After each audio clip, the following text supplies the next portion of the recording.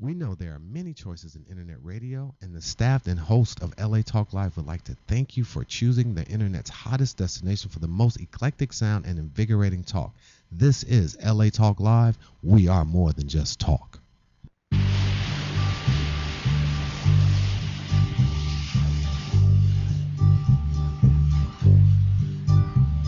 Sitting in the morning sun, I'll be sitting in the evening sun. I'm a lip sync. Watching the ships roll in, then I'll watch them roll away again. Oh, yeah. Sitting on a dock of the bay, I can't wait till that day comes. I heard that. Well, welcome. This is Trench Talk. I want to thank you for tuning in, listening in to another Saturday here on Trench Talk with my co-host over here, or my host over there. We both host the show. We both hosting this show. Yeah, we have both no host. co-host No here. co-host, Yeah, I mean, so. yes, specialist fourth class, Veneric Marshall, with my host over there, Sergeant First Class. Retiring Sergeant First Class, Ferran Dozier. Yes. Coming to you October 21st, retirement date now. The date has been pushed back a little bit, so I'm okay with that. It's a blessing. So October 21st is the new retirement date. So right. That's how it goes. Okay. But more so, my special guest here, man. Welcome back. What up? I appreciate it, bro. This is the second time with you, right? Yeah, how you been? Man, I've been grinding, boy. Man, thank you for coming and sharing. Now this time, first you was here on the community outreach show that I do on WDC Radio. We were talking about sickle cell and that. That's sure. Part. Mercedes. Yeah, but Mercedes Yvette was here with the lupus conversation. But now you're back to talk about another conversation on a totally different show, and you relate to this show as well, being a service member. Right. Can you introduce yourself to the soldiers out there? Hey, what up, soldiers and Marine Corps and all my service members out there? Well, these days I go by comedian actor Beach Eastwood, but back in the day, some people still call me a Sergeant Beach. 10 years in the United States Marine Corps, over there grinding. 3381 food service specialist. First we kill him, then we grill him, boy. Oh, there you go. Tell it like it is. That's what it's about. Yeah, you gotta love the cooks. We keep you fat and happy. Hey, always make friends with supply and the cooks, right? Yeah. That's what I was. I was supply. So I know. Yeah, I was good friends with the cooks, man, with the chefs, man. Yeah, we were friends with supply because we always lost our crap when we went to yeah, I know. and then Motor T because I didn't want to walk nowhere. Exactly. You gotta have transportation with you too, right? Exactly. Quartermasters is the key. Yeah. Exactly. Well, welcome, man. Yeah, welcome. So this show is created for service members to come, veterans to come and share their stories, their military experiences, and we also provide resources and information for homeless veterans, from women of trauma, for whatever that veteran could possibly need, even after being out of service for a time. We want to help out, and we want to thank you for coming for sure again and sharing your story. I'd like to find out who was Sergeant Beach before he became Sergeant Beach. Man, yeah. I was I grew up in a dysfunctional family up in down here in SoCal, but my dad, he was really hard, and he was a knucklehead. We were all knuckleheads. But, yeah. He was just really he was violent in a non-violent way. Yeah. Like his voice was scary. Oh, okay. So, yeah, one of them dads. I was on my P's and Q's the whole time. You can ask my parents. I was a good kid. I didn't start messing up till I was 30 years old. What? Okay. Yeah, but so when I went to boot camp was a breeze for me. Yeah. Mentally, physically it tore me up, but mentally it was cool. It was brotherhood bonding. I felt like I was somewhere for the first time. Of course.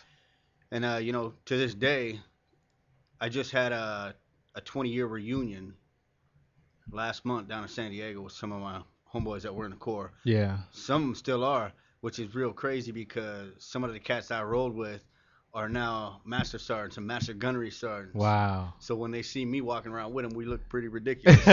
Right. But before we go any further, what you got? We have a phone call. We got a phone call? Yeah, all right. So caller, what's your name and where you calling from? Hey, Ferran, this is Ron Hansel. Hey, how you doing, Ron? I'm doing great. I tried getting hold of you last week, but I got stuck in a meeting. So I made sure I was here for you today. I have talked with County Supervisor Mark Ridley Thomas's office. Okay. And we're starting to set up the stand down. All right. So this is San Gabriel stand down, getting ready to get started, right? No, this is the stand down at your radio station. So you're gonna fulfill on that one. So Rich and I had talked about doing a stand down here outside in the parking lot Okay. on one of the Saturdays, like a little mini one. That'd be dope. And so Ron is confirming that he's talked to Wrigley Thomas Hmm. about creating that. So thank you for that. Thank you for Yeah. announcing that. Yes. Thank you. Move your stand a little closer to you. You there, Yeah. Ron? There you go. Yeah, a Yeah. little bit more. Yeah, thank you for that. So we definitely need to make some communication so we can get that with the station and get the information you need from the parking lot. Yeah, 'cause we have to get permission for that and see what exactly if that can be possible. Yeah, Rich mentioned that. Yeah. Definitely. How's it going out there with you, Ron? We're getting ready for the San Gabriel Valley stand down. For me, I'm looking forward to doing another one in December. Yeah, we talked Okay, about doing the one after Well, his. briefly tell us about stand down and what does it consist of?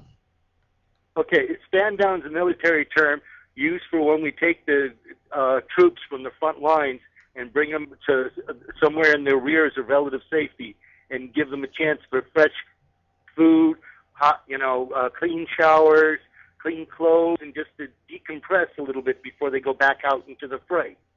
And nowadays, when we refer to a stand down, we're referring to a gathering of our homeless veterans and bringing them into the fray of everyday survival that they fight. Okay, understandable. Yeah, they can use that. They can definitely use that.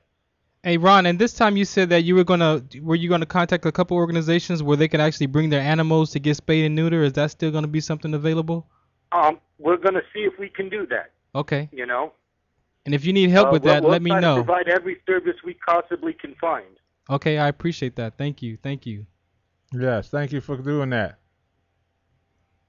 That's why I was contacting the LA County Supervisor's office, because with their help, a lot of those things are possible. Yes, for sure. A lot of Okay. resources. Okay. So if anybody wants to volunteer or donate to your cause, how can one get in contact with you? I think they can do that through you guys. Ferran knows how to get a hold of me. And we'll be working together quite a bit. Okay. All right. Well, you heard it first right here on LA Talk Live That's right. on Trent Talk. Stand downs. Stand down. All right. Thank you for calling in, Ron. You got it, Ferran. We'll talk to you soon, All right. brother. Thank you. It's like I'm saying my name, but without the FAR. Sergeant Beach, how was it growing up in elementary school and junior high school, man? How was that lifestyle? Oh man, for me, life just consisted of baseball. That was it. Yeah.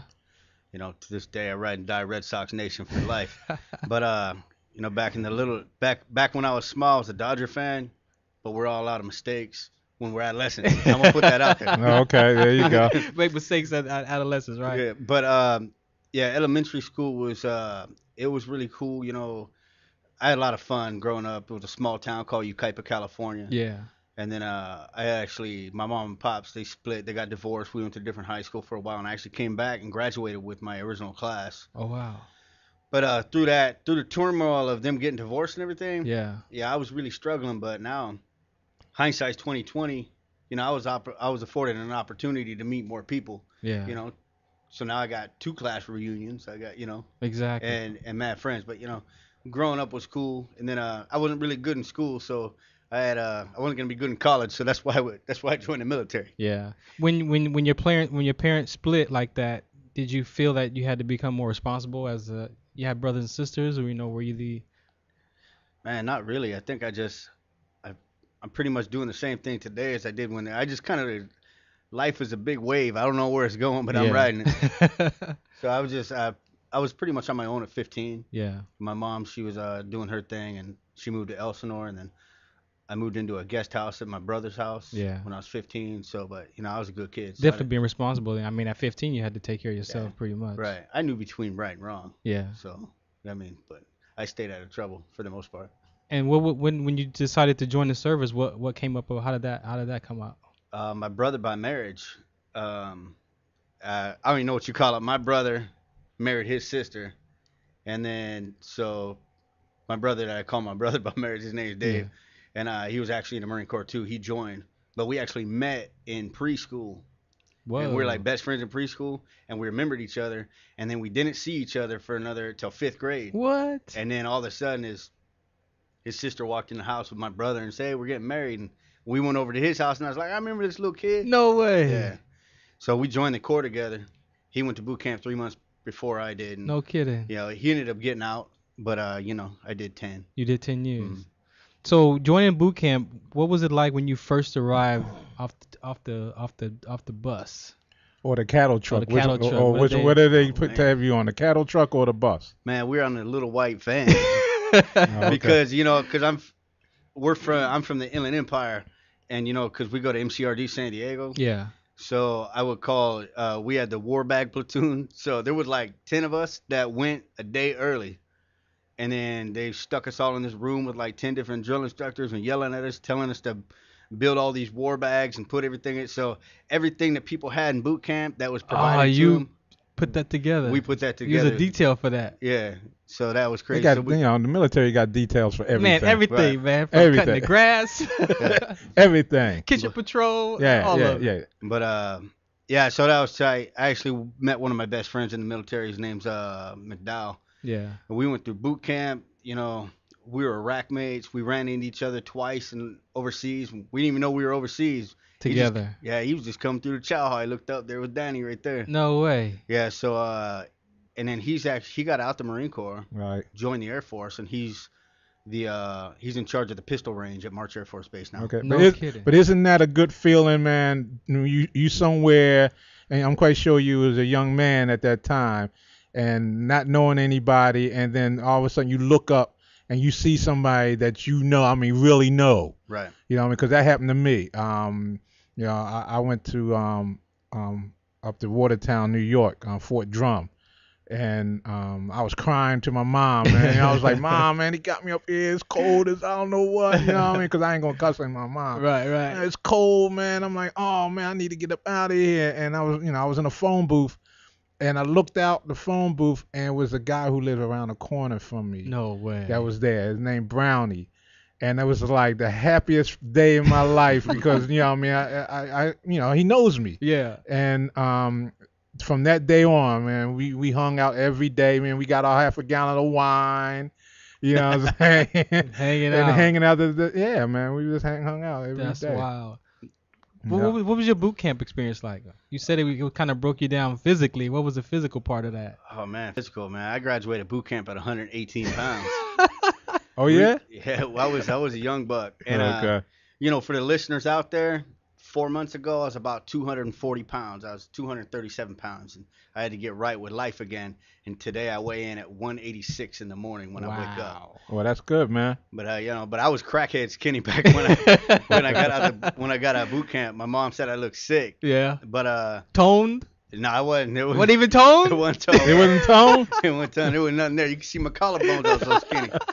But you know what it was when you're running 3 to 5 miles every day. Right? Yeah, They yeah. had me on double rats going through the mess hall. They were like, double rats, Beach. I was like, I'll eat all the food you can get me. I wasn't retaining none of it. But, it was. It was going through one end and out the other, huh? Right. But boot camp was a blast, There's good and bad with the Corps. Yeah. All military. But Of course. one crazy thing about boot camp was a lot of Marines that go through boot camp had like 3 drill instructors. Maybe they had 4 or whatever. And then different ranks. We Yeah. had 4 gunnery sergeants. And 4 gunnery sergeants, that's nothing but headbutting. Like they all want to be chief, just Exactly. like, so it was really crazy. So we had our inside motto was 1087 coming in last but having a blast, boy. Well, okay, there you go. But yeah, we had fun boot camp. I still stay in touch with cats from boot camp today. Yeah. And it's like you said, it's just it's this bond that you grow with people. And Yeah. you were in a place where you were put and you looked up, he was there, and it's bam. There was a couple cats I didn't get along with in boot camp, but we ran into each other about 6 years down the line, and it was a automatic bond like we had been through hell and back. Exactly, And- exactly. And we were best friends from that point. Well, that's something that I believe that the military wants to instill in the people who comes through there, because like the 3 of us in this room, even your wife, Right. You know what I mean? We have to rely on one another. Right. And they teach you to rely on one another and depend on each other, and they teach you individually that you have a part to play, and if your life is on the line and you need to pay attention. Right. Coming from California and meeting people from other different parts of the state, how was that? Oh man, I love it. I love the Corps because being in the military period, you can tell an East Coast Marine from a West Coast Marine, vice versa, whatever branch you're in. But there's a different swag to each member of the service. Like some of the drill instructors hate it. Like to put it real, I can tell if you're Hispanic, if you're from Texas or you're from LA. Wow. Or exactly. if you're Mexican and you're from Chicago, because there's a different swag, I call the Texas ones, they got that Tejano flavor going. Out here in LA, we got laid back gangster style. In Chicago, they're in between. They kind of want to be East Coast, but they're a little bit West Coast. Right. Yeah. But it's the same thing. Like people from the East Coast are all about, big trucks, Navigators, and Timberlands and stuff like that. And let's get it done, this and that. But right. The West Coast military, we're out here like, yeah, we'll get it done, bro. We're coming. We'll make it happen. Yeah, we'll make it happen. And I feel you. I feel you because I'm from easy. the East Coast, and my drill sergeant used to talk about, you city slicker, you think you cool and all that. So they used to give me a hard way to go and a quick way to get there until they saw that I was I was able to follow rules and regulations. But yeah, even after boot camp, I remember one time, excuse me, I was up to no good. I was trying to find a reason to get out of work, and I had my sergeant going. And some guy came up there and said, "Don't believe him, man. Remember, he's from Philly, man. He's from City Slicker." and my platoon sergeant was like, she said, "No, you can't do it." I was like, "Man, you mother, Yeah. Busted you out, huh? Yeah, he busted me out. He put me on the bus, as they say, But Jeez. yeah. What's one of your most memorable basic training experiences? You got one? Man, being a comedian, everything's funny to me in life, but I think my most memorable for myself, as well as everyone in my platoon, probably cats that don't even remember me and won't even notice me today, still remember this incident. But Yeah. we were doing night fire down at Wilcox Range in Pendleton. Yeah. And drill instructor yelled at me for looking up at the flares. Oh. And I had this bum feeling about them flares too, because they were so bright, and I was fixated on them. And he's like, "Hey, recruit, you're going to ruin your damn night vision. What are you, crazy?" I looked up. I was in the prone position, too, so I was propped up on my elbows. And I said, "Sir, this recruit feels like he's going to be hit by a flare, sir." He's like, "You crazy? No one's ever been hit by a damn flare." So it went by like 20 minutes later. No. Bro, this is real story. The wind changed, and I was down in the pro, and it's like, man, it's getting pretty bright up in here. I didn't want to look because I was like, a drill instructor's got to be, he's probably peeping down my back. Right. And then all I heard was, get out the way, move." Sound like a song, right? Right. But so all I know is that he pushed me. I looked up. I was in the prone position, so I was propped on my elbows. This flare on the little parachute flew down and stuck to my flak jacket. What? And they were throwing dirt on me, rolling on me, jumping on me, putting me out. Anyways, Gunnery Sergeant Ogamora put me out with his bare hands. He went on like 3.5 weeks light duty because of it. Burned his hands and everything. No way. Wow. You was on fire? Yeah. So I remember doing a hygiene inspection at night. Yeah. We had Gunnery Sergeant Clouser. He would come by, and then he wouldn't even talk to me, but he kept throwing the white parachute at me at night. He'd be like, "Watch out, Beach! Watch out!" Okay. Now let them know what the hygiene check is, because maybe some people who listen to our service connected. Because it's important. Yeah. Now in the hygiene check, when I was in, things change. Different seniorities come in, I guess, change things around. But when I was there, we would stand on the edge of our foot lockers in our skivvies, which would be tighty whities, and Your underwear. Your underwear. Yeah. and your underwear, and all your major valuables like your ID card and a sock hanging from your underwear. Right. And then we would stand straight with our hands directly out. So if you watch me on camera, we're like this. Oh yeah. And then drill instructor would come by and he'd say flip, and we'd go like pop, and we'd flip them, and he'd check our hands and our nails and everything, check our ears and call us nasty and everything. So that was hygiene inspection. To make sure that there was nothing going on with your body and your, Right. you know, And Exactly. it was boot camp with 80 cats in one squad bay. There was always something going on with somebody's body. right? Foot Exactly. fungus, and I Right. mean, all kind of stuff could go on in that environment. Right. And I remember the one day drill instructors came by, and you got to remember drill instructors are people too, but that's their lifestyle. And Exactly. But when you get out, you look back like, man, that was funny. But when it's happening, you're not Oh laughing. no, Right? you're not laughing. I remember one day it was like 85 of us in the squad bay, and they dumped all our Foot Lockers, personals, underwear, everything in the middle of It made this big old volcano-looking mountain with everything. They said, y'all got like 2 minutes to get all your stuff. It was a big pile. They were kicking it around. So we were wearing each other's underwear. We was walking around. Socks were in ours. Yeah. There was a cat there that was skinnier than me. And I don't know whose underwear he was wearing, but they were like 42 waistband. This guy was like 98 pounds. He used to safety pin him in the back. Like y'all didn't try to find your underwear after that? We didn't have time. We didn't have time to breathe. Yeah. I understand it because we had a drill sergeant. And he was talking about, he would say, yo, man, you got 5 seconds to get out here in formation and 4 of them are gone. Yep. You know what I mean? You hustling and trying to get up out of there. So, yeah, I'm quite sure. Let's go up a next level to your schooling. When you took your cooking school, where did you take that at? Same location? Food service, Food North service? Carolina. Was food service schools training was Camp Johnson, and it was it's Camp Lejeune, but it was a small little like segment called Camp Johnson, Yeah. which was, to me, it's history to me because Camp Johnson, North Carolina, was the segregated boot camp back in the days. Right. Yeah, And yeah. it was an all-black boot camp. And that's how they treated cooks, too. They treated us like we were segregated. So that's where we Okay. needed to be. And, I'm white. My wife's black. My kids are mixed. So, all that goes into history for me. But that was special to me to go through the boot camp where all that was held. Yeah. But Now, how old were you at this time? I didn't get you. We didn't catch you. 19. 19. So at 19, Right. Marine Corps, Right. And I actually joined when I was 17, a delayed entry program. delayed entry. And then I waited. I knew I wasn't going nowhere. I was always great at sports, but I'm a midget, bro. I'm 5'7" and nothing. But it was great. Food service, they taught us a lot. We had a lot of memories. I think that was the first time I ever got just completely blitzed, drunk, didn't know where I was. Yeah. Ever was boot camp. Was food service. Yeah. Service. I remember I woke up in this bar, didn't know where I was. I know I had $70 in my pocket too. I had to take the cab home because we had formation. And then I was like, I'll be right back. I need some juicy fruit because it tasted. We were drinking Old English and we were drinking like some Colt 45s. And it tasted so nasty. I had to get some. So I went across the street and got some juicy fruit. And I remember holding $70 in my pocket, but when I got home for the cab, I had no money. So that juicy fruit cost me $75. Oh, Yeah, man. But I was twisted. They took advantage of me, but now it's good memory. So Yeah. Man. Oh yeah.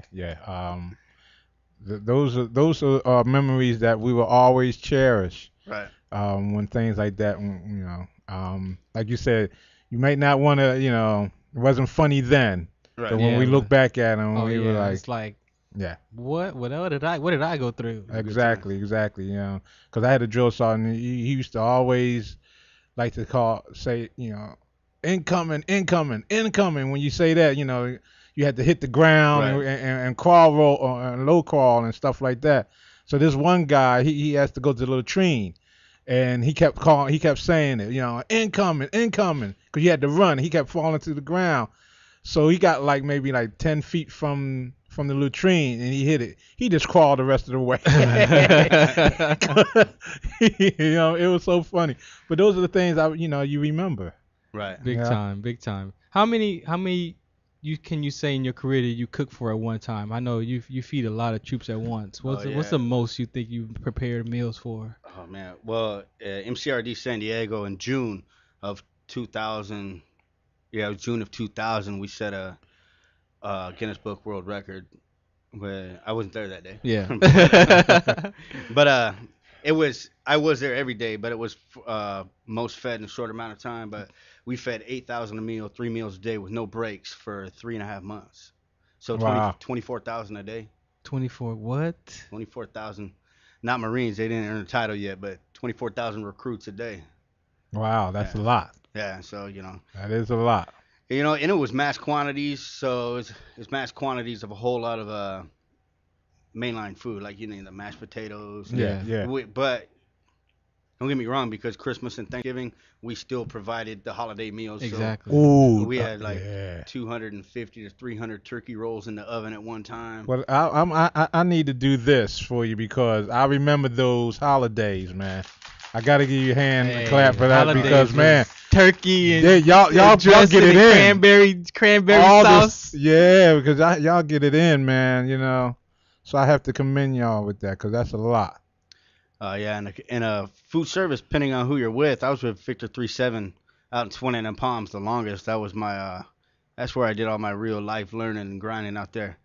But we had 17 cooks, and I was a chief cook for a long time. And no matter where we went, when we went to Fourth Marines Mess Hall in Camp Schwab in Okinawa, we were pretty much screwed the whole time because everyone had to eat, and we worked for like 34 days in a row with no days off. That's what I was gonna ask, because a lot of people don't understand that. Because some of my friends were cooks. Like, we pull your shift, Right. you up sometimes 3 or 4 o'clock in the morning preparing breakfast. Right, and especially when you still gotta shift people to the rifle range, to the gas chambers, and do all this Exactly. other And you got to training. train. So we're short-handed, so we end up working in the mess hall all the time. And me being a sergeant and chief cook, I was always made to stay in the mess hall. So I'd be up in the mess hall for like 30, 35 days in a row. And I remember Gunnery Sergeant Doyley. You're out there. But anyway, he used to come up there mad all the time. I was like, now I look back, I know why he's mad, because he's up in there too. Oh, man. But like, man, we could have partied. We could have had fun while we were doing it. But we were like 34, 35 days in a row, and we finally got a day off. And this was twice in a 2-month period. Wow. And we finally got a day off, and we're like, oh man, this is gonna be awesome. We got a company picnic. We're gonna go out there, party with the boys. He put us on a 28-mile hump that day. Wow. There were like death threats, all kinds of stuff going out. He got his point across, but then it happened the next month too. We pushed all the way through, and we were trying to get people days off periodically. Yeah. And like staggered, but we had one big day off for the company picnic. We're like, we're going to the company picnic. Gunner was like, you are going to the company picnic because you're cooking all the damn food for us. So you gonna be there, all So right? we barbecued all day. Everyone was drinking, having fun, but still, Yeah. we had to cook there too. Man. And when we poured into Australia and Japan, Singapore, Malaysia, Philippines, there's always got to be someone on ship Exactly. Maintaining the people meals, pulling duty. right? So yeah, so And want to get to that. We're gonna take a quick break, and then we're All gonna talk about your duty stations, because what I want to share is that not only were you deploying to these different countries, Mhm. but you were in training in these different countries at the time your wife was battling sickle cell disease. right. So I want to talk about that and how you managed to do all this training in different countries while she's dealing with her disease at home. So Right. we're gonna take a quick break. Is that cool? Yes, indeed. All right, we're gonna take a quick break. This is Trench Talk. I got my man Sergeant Beach here, Yep. telling service member telling his story. Exactly. Here on LA Talk Live, we're more than just talk. That's right.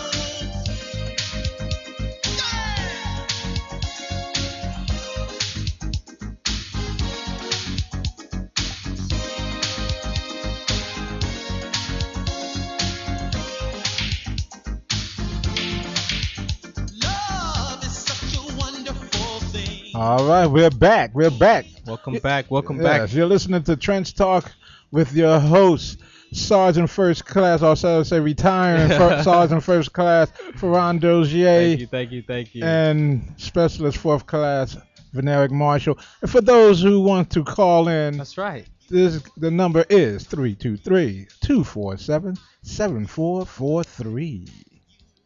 So, as we were saying, Yeah, we got our guest here, Sergeant Beach, Yeah. sharing his story as a Marine Corps veteran, 10 years, at 19, doing Yeah. this thing. On this half of the show, I wanted to talk about something that's really important to me and to a lot of people out there that are service members, is how we train in foreign countries and foreign wars and during these battles, and we have dependents who battle foreign diseases or health issues. Can you share a little bit about just about how you relate to that? Well, my late wife, she was African American, and we met. And after we met, I found out that she had sickle cell anemia, and then we ended up getting pregnant. We had my son, but she was chronic sickle cell anemia, so she spent about 7-8 months out of the year in a hospital bed. And when she wasn't out the hospital, you wouldn't even know she was sick, but she was Yeah. there all the time. And because I was with a Victor unit, so we were Grunt Battalion, so we traveled and pumped out all the time. Right. So there was no way around it, unless I wanted to get a hardship discharge out the Marine Corps, Uh-huh. which it wasn't happening. So Right.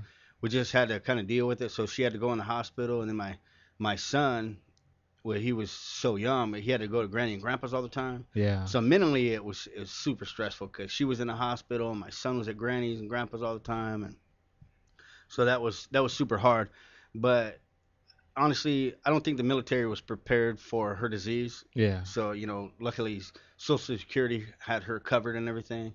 But and it was honestly, it was just hard the whole time because she was hospitalized in Loma Linda University in Loma Linda, Yeah. and I drove every day for 4 years downtown to San Diego, MCRD, back Wow. and forth. So that's a 2-hour drive one way. Going to work. Yeah. Going to your duty station. Right. We got some static. Is that doing? Uh, I don't know what that is. let me Static. see. It went away right there. Gone now. Yeah. Yeah. Okay. So Now it's back. If I turn it down anymore, you won't be able to hear yourself Okay. talk.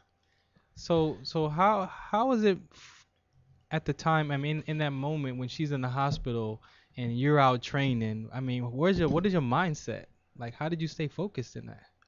Well, I knew that she was in great care in the hospital, but it was hard because sometimes I would get off work and I would spend a lot of time driving, and then I would have to go home and change whatever. But I'd only be able to be in the hospital with her visiting for maybe an hour or two. Yeah. Then I had to flip over to San Bernardino and pick up my son and spend my time with him. So it was really hard because it was like Marine Corps food service, like anywhere from 13 to 18 hours a day. Right. And then I'd have to divvy a little time, but maybe I only had 4 hours time, 2 spent in the hospital with her and 2 with my son. Yeah. So yeah, it was super hard. And 4 years you did that Yeah, before I'd gotten out. before you got out. Yeah, and the main reason why I got out was because of her disease. Was because with me being overseas pumping out all the time and her being on lockdown in the hospital, my son, it was just a bad situation. Yeah. So I'd be retiring this year in October with 20 years. Wow. But I'm blessed. Life took me where it took me, and Definitely. I'm still grinding. There you go. There you go. Did you ever get any phone calls while you were out that something was she not like she wasn't in the hospital, like she was at home and then you're out deployed somewhere and you got a call that? No, just not with her and her sickle cell, but my son. See what happened with sickle cell anemia, and when your case is so bad, when she was pregnant, she wasn't able to wing off of the medication, and it was all hardcore opiates, like methadone, codeine, morphine, Dilaudid. Right. So both my son and my daughter now, they were in the baby ICU for a month or two. My son, I think he was in a little over a month, pushing 2 months, winging off of the drugs like a crack baby would. Right. Right, At no exactly. fault to herself, but Of she had course. just Yeah, made her- exactly. And then, my son's been diagnosed with Asperger's syndrome, an intermittent explosive disorder, so he likes to pop off sometimes. Yeah. But a lot of that, the docs think it's contributed to the medication that my wife was on during the pregnancy. Yeah. And so a couple other things. He had a major hernia when I was in Japan. And so when I told the seniorities, they're like, we can't help you. Right. So I was a little upset because one of my homeboys, his daughter had kidney infection. They sent him home like a week before. So that's probably why they wouldn't let me go, because he was already gone, right? And they do that. They do that. It's like a first come, first serve. Yeah, exactly. Because my situation was nothing as severe as that, but I was pretty good as far as playing basketball. I was on the college level. I was. And so it was me and this other guy. We both from Philly. He was a little better than me, and we both went out for the post team. And our company commander was like, "Look, I'm telling you right now, only one of y'all gonna play. You know what I mean? I'm not letting both of y'all play. You know what I mean? We're not letting both of y'all off the hook." So unfortunately, I wasn't able to play. Right. So, but that's I mean, for some reason they do that. It does. I don't know, and it seems like no matter how severe, because who's to say one case is more severe than the other? Right. So. Yeah, definitely. So name some of the countries you traveled. Oh man, Singapore, Malaysia, Japan, Philippines, Australia. Now, granted, some of these countries only step foot in for like 10 minutes. Hey, they count, right? Yeah, that was one of them days. Like we were stuck on ship cooking, and we're like, I just got off the boat, and I ran that. Yeah. I touched ground, like I tell you, like I've been up here. Exactly. I think we got some peas in the oven or something like that. So I'm quite sure you got a nice little photo album. Oh yeah, I've got I don't know. You can hit me on Facebook. I got millions of photos, but now that you say that, I'm retracting that statement because I tell all these young cats that go in the military, especially the ones I talk to that I knew through church or just young bucks out there getting ready to go in. Right. Never waste an opportunity to take a picture. Yeah. Because exactly. A picture is 1,000 words, all that. Exactly. Yeah. But when it comes down to it, I was just posting a bunch of pictures from my military experiences, and I probably have a handful of pictures from 10 years in the Corps. Yeah. And most of that was because we were partying and drinking all the time. So we were too worried about, getting faded more than taking pictures. Right. And there's a whole lot of memories that I don't have, but they're stuck in my head. They're mine. Of course. Exactly. If you could share it with people, like, hey, remember this, remember that? So yeah. Exactly. Oh, yeah. I just loaded on Facebook that picture of me, my boot camp picture. I was like 118 pounds at graduation. It's like a crackhead. I was skinny. Right. But you're right, though, man. To have pictures of these places, man, because that's one of the good things about the military experience. You will see the world. Right. It will give you opportunity to see the world. May not be in the most beautiful time or whatever, but you're still. Or how you expect to see the world. Yeah, but you'll see it. But you'll see it. And you can make it whatever you want it to be when you're in these places, man. I because of other people's bad experience, allow me to not go. Yeah. I was supposed to go to Germany and Korea and all that, and I could have went to Italy and got me some custom made shoes. Right. You know what I'm saying? All that kind of stuff.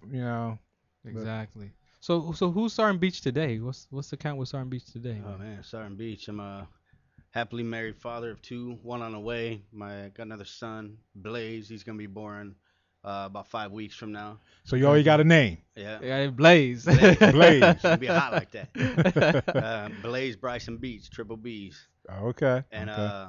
But I'm a full-time actor and comedian. I'm grinding out there. You guys can follow me on Facebook under Comedian Beach Eastwood. I think the biggest thing I've done in the last couple of months was The Human Centipede 3. It's a nasty movie if you guys want to see it. It's coming in October, like around Halloween time. It's pretty, it's gory. It was banned in 4 countries. What? Oh, is it a horror movie? It's a horror movie where this dude's cutting up people making human centipedes. So he's pretty much sewing it from mouth to butt. Oh, okay. Which is a long centipede. Yeah. And I'm one of the main prisoners that get beat down. Tiny Lister, Debo's in there. Yeah. Pedro from Napoleon Dynamite's in there, and Okay. a couple other cats. Robert Losardo's up in there. Okay, congratulations on that. Yeah. Oh yeah, I've done a whole lot in a year and a half, 2 years. Okay, so what made you fall in love with the tats? Oh man, Did you have tats when you went in the military for the first time? They contagious. Yeah, once you pop, you can't stop. Yeah. We actually sold a tattoo shop about like eight months ago. Me and my boy from church. But you sold your tattoo shop? yeah, well, he owned it, but we went in partners together. Yeah. And Right. it just, his wife got pregnant, and we're both involved in their church, so it's really hard to it's really hard to keep a Christian-based fellowship in such a profession because people come up there Of course. The drunk and environment. faded, taking Right. shirts off and stuff like that. So it's well, it just got hard. So we Of course. Yeah. Okay. You don't have to go into detail, but so we're doing what we do. But I got my first tattoo when I was 18. Got it with my mom, and my mom's tatted up too. okay. She's crazy. Call her the crazy cat lady. I I did one Okay. of my first tattoos on her. It's about as big as my hand. It's a crazy cat. Okay. That's ironic you said that because my daughter, she likes the tats, and I told her that, and I've told this story a few times, that what I'll do is buy her a tat, and I'll get my first one with her. Be like a father-daughter experience, a project, or whatever you want to call it. Yeah. And it'd be my first one because I'm a rock and roll guy, Right. so I want to get Guns N' Roses. You know what I mean? Look at your wife over there. What she said over there? What did she say there? She said, So "Oh, she got gave- the she gave me the thumbs up." Thumbs up for the Guns N' Roses. Thumbs up.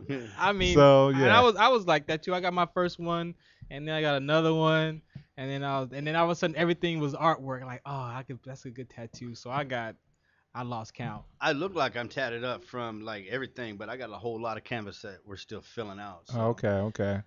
But yeah, there's still stuff. I want to get some Marine Corps. I don't have any military tattoos. No at military tats at all. all. None at all. What? But, How did that happen? Yeah. It's got to be real. There's so many of them out there. They're just so common. It's got to be right. Yeah. Oh, So you're okay. looking for you still waiting for the right one. Yeah, I'm still waiting for the right. Oh, one. okay. Yeah, because I mean, the few Marines that I've met through my years, they all got some kind of military. Yeah. You know what I mean? The little red devil Right. is one. I don't know that many, but that one that seems to be a popular one when it comes to the Marines for some reason. When you traveled on your tours, what kind of ship did you? Do you remember the? I think very rarely you go on the same ship, but I got stuck on the U.S. I think it was the LSD-43. Aircraft carrier or what? LSD-43, the Fort McHenry. It was a little tiny, little one? A little tiny ship, man. Like I don't even think you could see us out in the middle of the ocean. It was It was that small. yeah, out there in the middle of the ocean, middle of the night. It was pitch black. Yeah. But I had a blast out there. I really did. We even went to Tinian, was where I think they built the hydrogen bomb or the A bomb, something like that. Yeah. Yeah. Okay. So we went out there. It was cool. But a lot of experience. Definitely. What do you want the world to know about being a Marine service member, man? What do you want the people to know about that? Oh man, I think I've been through all walks, shades, and forms of life in the last 20 years. And I run with some pretty rough necks, but I spend all day in church at the same time. But Yeah. there's a lot of people that go into the military that are out there giving up their life and their freedom, and it is a job, but you gotta love it. It's not for everyone. Yeah. And you can tell when you get in there who it's not for, but never discourage anyone from to not go in the military. I know people that do discourage that, but just thank you for serving out there. And we can't forget the vets, because there's a lot of broken people out there. I just went to the VA yesterday to get some meds for my skin, and it was kind of depressing walking up in there, because 10, 15 years ago, I'd be like the only young cat in there. Yeah. And then now there's a whole lot of young cats in there, because a lot of people coming back from Iraq. Yeah. And it's young cats that don't even walk right no more. And everyone looks down in the dumps. But Right. when you're in the military, grind, have fun, take pictures, and no matter how bad it gets, you got to find something to smile and laugh about. Exactly, and the fact that these young men and women, when they come back, they may seem or look sad, and it's up to us to bring their spirits up. We need to let them know that okay, it's over now.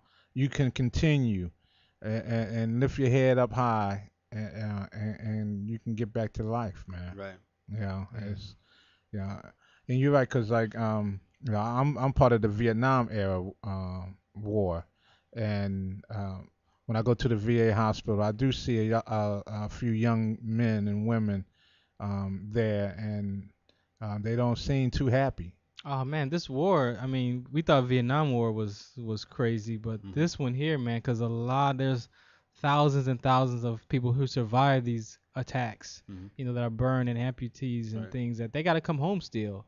Yeah. And when we Yeah. haven't even addressed that part of it yet. No, exactly, You know? exactly. So we have to, and this is what this show is about. To bring us together and let them know that they do have support out here, and um, that's all I got to say. Yeah, on that. I mean, it's important. Is there anything that you care about? I know you and me, we connected on the sickle cell, Right. trait side because your kids have sickle cell trait. Right. I have the trait, and that we advocate for that in the community. Is there any veteran issues that you care about or you need support in? Yeah, there's a couple. One thing I really care about that's not veteran, but they're gonna be veterans one day, is it was really big when I was in. I don't really know how it is now, but people talk smack about females being in the military Of and course. stuff like that, and like sending in war. They can do everything we can, and if I'm in a fighting hole, if I'm in whatever you guys call it out there, I don't care if you got a weapon, you can sit by me. Yeah, I think Right. women can do just as much as a man can, and vice versa, and women can do, and same we can, cause Yeah. I'll throw down in the kitchen. I'll go head up against a woman out there. In the kitchen, right? Yeah. My wife's a great cook. She caters for a living. Right. My wife's Okay. she's actually a professional singer too. Wow. And Oh yeah. but Oh yeah. All right. Oh yeah. All right, man. I mean, like we- the way you say Hold used up, hold to. up, hold up. I might, that mic right there on the corner can reach you now. We're gonna bring it over to you. You can do a little Give us something, 4 something. bars. At least Yeah, give us with 4 4 bars. You know what I mean? Come on Something. now. Yeah, you over there now. You got your feet propped up and all that, so you can't get away. You know what I mean? Might want to, have you close the show with something, little something.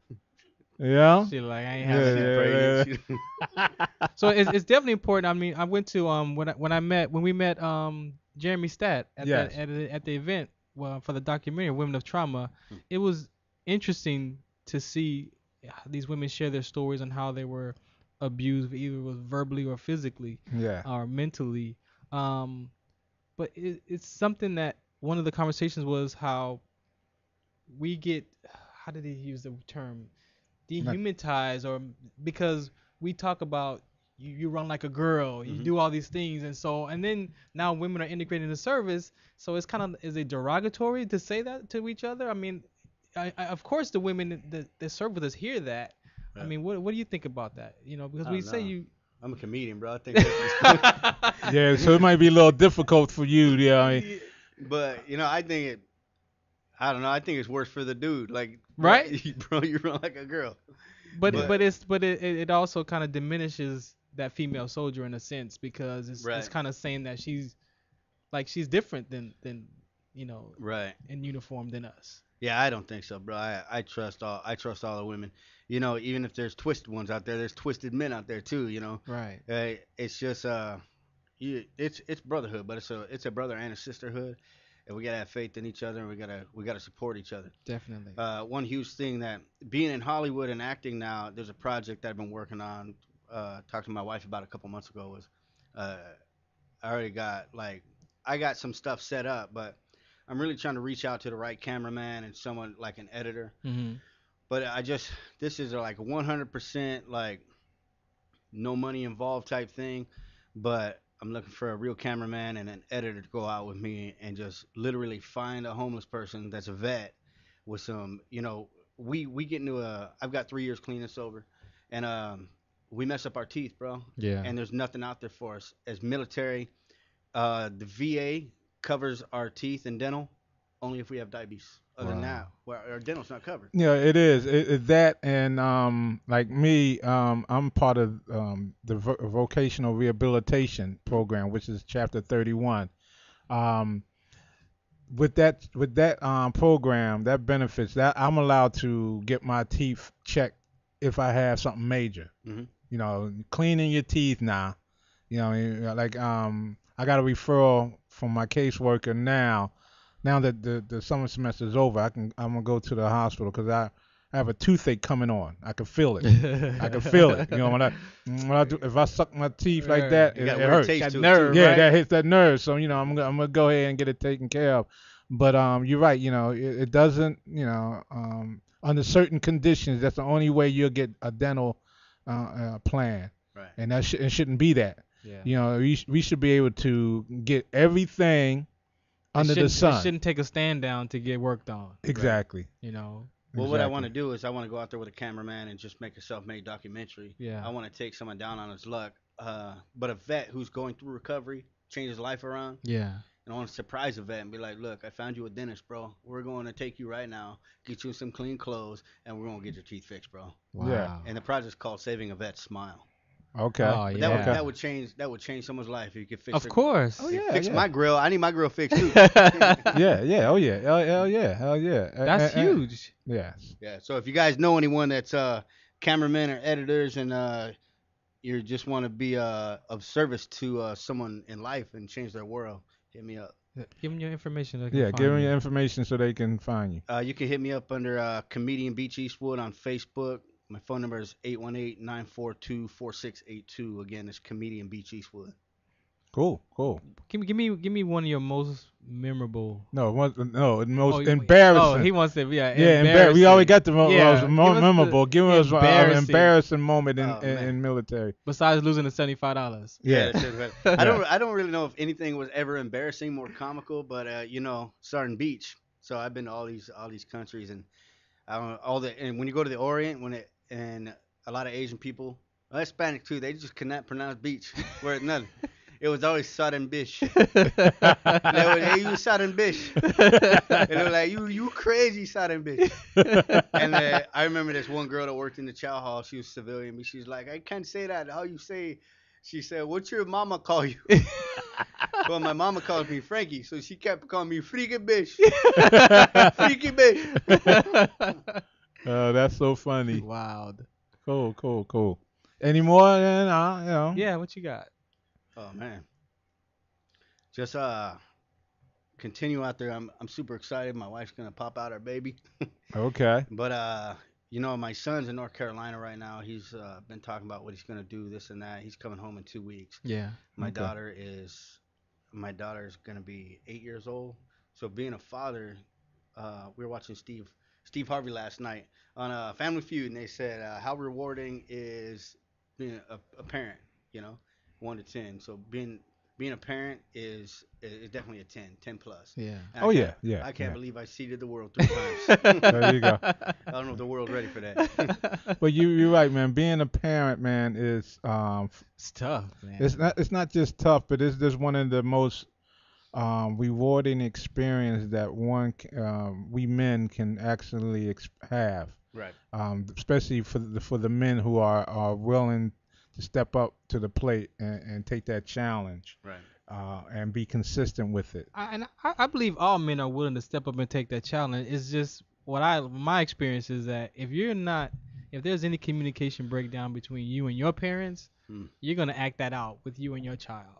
Right. And you may try to do the opposite, and it's still gonna turn out to be somewhere similar. Yeah. Product And of because your there's no environment. there's no manual to be a parent. No, I mean, so what I learned is that you just whatever sticks, just try every day. You try something different Something because different.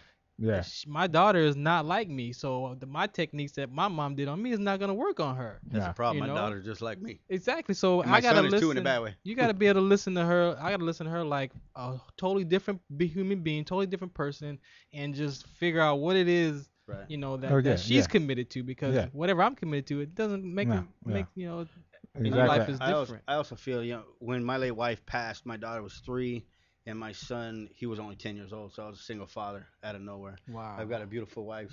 She's an amazing stepmom. I think she's just mom. She's not stepmom. Yeah. But she's doing a great job. But if I'm not the greatest father, I mess up all the time. But if I can do it, anyone can do it. There you go. And being a father in the military, I mean, providers like what was your for yourself? I know me, I was like a provider, man. Like that was my key. Yeah, it's the same here.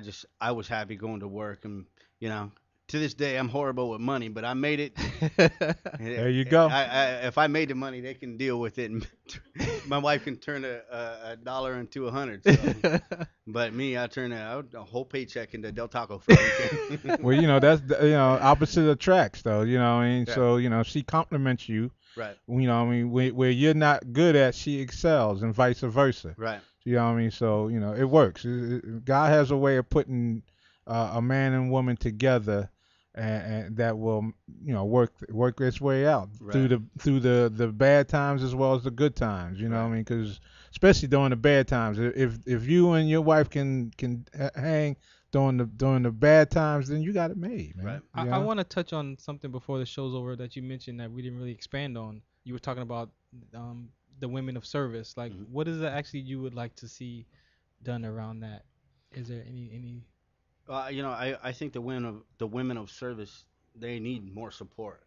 As for I think we need more women in the service. Yeah. And there just need to be more opportunities for them. And if a woman wants to be in a fighting hole, if she wants to be an MP, if she wants to get behind a 50 cal, I said let her do it. They're willing Oh to yeah. put their life on the line. They can do whatever they Oh want. yeah. Oh yeah. But the support, there's a lot of single mothers in the military, Yeah. and they need more support too, and backup for Definitely. when they get out as well. Definitely. And we're planning on actually dedicating. I'm working with one of the female veterans. Okay. And dedicating one Saturday out of the month just for the women of Oh yeah. service Exactly. to come and have their own show and have their own topic. That'd be So awesome. it's Exactly. huge because Yeah. they need we all need our voice, Right. and we want to Exactly. be able to be that platform where they can come and take over the microphones and talk about whatever they want to talk Exactly. Right. And I'm not as gonna a- say anything. I'll just be behind the board. about. Or might even teach this man over here how to do Yeah, that. I and- might sit back there with them Yeah, during that you know what I time. mean? 'Cause And just let them we go want forward. them- You know what I mean? Just let them know when it's time to take a break and all that kind yeah, of let stuff. them to have their voice in that. So Exactly. So, it's almost that time where all good things must come to an end. yeah. I love the fact Sergeant Beachy was here. You know, what I mean, I really appreciate you, man. Keep up the good work. You have a lovely family. I appreciate You it. know, and I'm quite sure they love you just as much. You know, Okay. yeah. And before we go, the fact that you are a comedian, man, is there any place you're gonna be at? Let people know where you're gonna perform at. Man, because I'm trying to keep my mouth clean, I'm not on stage as much as I am as was what's in the past, but more I'm filming all the time. I'm always Okay. filming. Okay. So All I right. just got a couple things going down in this week, and we're going to the GLC for church for the next week. So next week I'll grind. Okay, there you go. You heard it here, LA Talk Like. You I guys got something? an announcement to make. Go ahead. This is huge for my I want to say veteran community, military community, because I'm a part of Guerrilla Sports Entertainment. We're unveiling a 5-on-5 flag football, extreme football, August 31st, downtown LA. So please just get in contact with me. You can follow me on Twitter at IamWDC, or you can hit me up on my email at WDCOnSCD@gmail.com. And it's literally going to be remember the AND1 Yeah. Yeah. tour? Well, it's Yeah. going to be that for flag football. Oh, cool. And Cool. we're going to be in the community, and actually in the plans we're going to have some of the soldiers be commissioners of these leagues, because we're going to Oh, create dope. these flag football leagues. So Good. those soldiers that are coming back, that wondering what they're going to do with their life, we're going to create jobs and opportunities. But it's going to be downtown LA. It's going to be bigger than the X Games. It's Guerrilla Sports Entertainment. It's unveiling and introducing the next big flag football action sports industry in the world. And you're invited to come out for music entertainment. Hollywood TV distribution companies can come out. We're looking for sponsors to get that stuff paid for as well. But it's 5-on-5 flag football. And the Super Bowl for this football league is actually Super Bowl tickets. So we already have the tickets donated. All expense paid to the Super Bowl for the team. So it's 6 players, because it's 5-on-5 plus a sub. We'll have Okay. when you win that series, the Super Bowl is the prize is to go to the Super Bowl this year. Wow. So just stay tuned for Congratulations. that, and you'll find some more information from me on my show WDC Radio. That's on Mondays at 11 a.m. Pacific Standard Time, where I'll be talking about, and it's going to impact. It's a program that I'm going to introduce to the VFWs and American Legions, because there's a gap there, that you have the older soldiers in the VFWs and the American Legions and the younger generations, and we don't frequent those installations. Right. And if those older soldiers die off, who's going to be taking those, Yep. filling those seats? Seats, exactly. Then that organization going to die off. Then where's our support in the community? Exactly. So I think football connects a lot of American people. Good. And so good, I'm good. going to create something inside of this football, the flag football around that. Good. So, And also for those who's listening, don't forget about the Jeremy Stat Foundation. exactly. Also, so pay attention to that. I did retire Sergeant First Man. Class Ferran Dozier. My thank you specialist, Marshall, for your support, man. Yes, Thank you. and so is anything with you, Sergeant Beach. And thank you for your support, man. Hoorah! You're welcome back anytime, man. Exactly. Anytime you want to come and share some I'm gonna send information. more people your way, bro. I we, do that. We appreciate We you. do We that, definitely yeah. want to support our service members. I don't want to say soldiers because each branch we Right. call our service members different names. So Right. across the board, I was told it's service members. So Right. we There just you want go. to support veteran service members, men and women. So thank you for tuning in. We'll be back next week, next Saturday, 13:30, 1:30 for you civilians. This is Trench Talk. It's like a dream come true, man. Yes. Here at LA Talk Live, LA Talk we're Live. more than just talk. Take care. See you next week. All right, Trench Talk. There's too many of you crying. Brother, brother, brother, there's far too many of you dying. You know we've got to find a way to bring some love in here today. Yeah. Father, Father, we don't need to escalate.